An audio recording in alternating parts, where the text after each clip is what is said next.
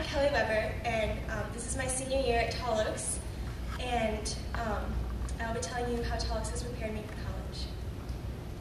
When Mr. Post first approached me and asked me to talk about how Tall Oaks has prepared me for college, my initial reaction was, I don't really know. I've never been to college. But then I started really thinking about what I'll be bringing with me to college, and that's when I realized that the greatest way that Tall Oaks has prepared me for college is by teaching me how to think. Starting with my first steps into kindergarten, I have learned for the past 12 years how to think through a biblical frame of reference, how to think critically, and how to think, of course, classically. Now, I'm not saying that thinking is the only valuable tool that I'll be bringing with me to college. All of the subjects that I have studied, the character development that I have gained, and all of the opportunities that I've had here will be valuable as I head to college this fall. However, I do believe that the most important thing that Tall Oaks has taught me is how to think, because the way that a person thinks and reasons will shape every idea, every decision, every word, and every action. By teaching me how to think, Tall Oaks has equipped me to be able to be influenced by the things that are of Christ, and then to change my corner of the world into something that reflects Him. It was in the very beginning of my education that I began to think through a biblical worldview, and that has been cultivated at every turn in the past 12 years. Whenever there was a dispute in kindergarten, Mrs. Lawler would have us recite Matthew 18:15-17. Whenever there was a dispute in 8th grade, Ms. Straska would have us resolve it via Matthew 18:15-17. And if we could not resolve it ourselves, and if Ms. Straska could not help us, then we would go to Mr. Post to get to the heart of the issue and how to solve our own problems. This culture of biblical thinking has been extended to every area of my life, not just at school or on Sunday mornings, but when I was at dance lessons, when I was talking to an atheist friend about my faith, when I was encouraging a fellow believer, when I was deciding what clothes to wear, what shows to watch, and what music to listen to. Because this culture of Christianity has been so ingrained in my life, I know that I will continue to think, speak, and act in light of that culture as I leave home and encounter unfamiliar surroundings and situations. Not only have I been taught how to think biblically, but I've also been taught to think critically.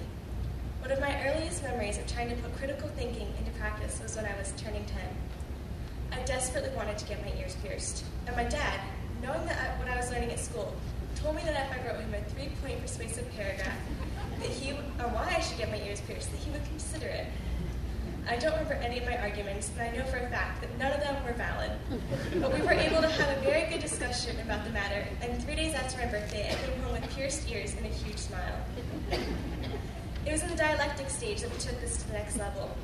We took logic and argumentation and debate, learning how to reason, how to analyze arguments for both validity and truth, and how to examine the things that the world was constantly telling us. One thing I distinctly remember hearing over and over again was, what are they saying?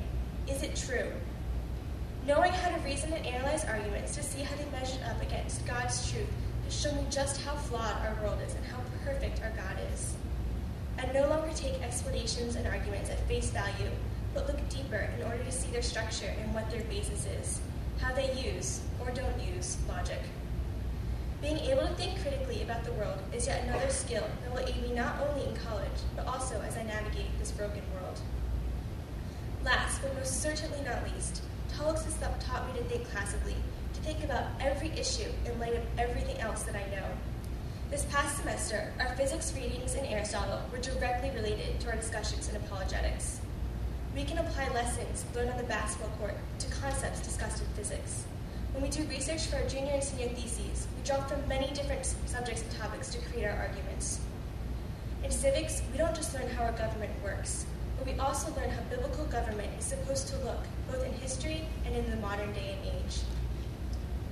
The goal of education is not merely to prepare one for college, even though a good education will do just that.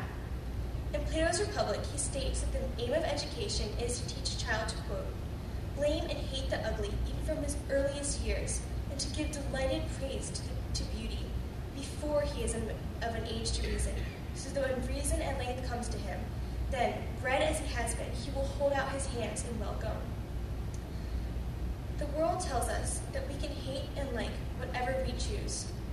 But at Tall Oaks, I have been shown that the sins and brokenness of this world are not beautiful, and that the things of God are.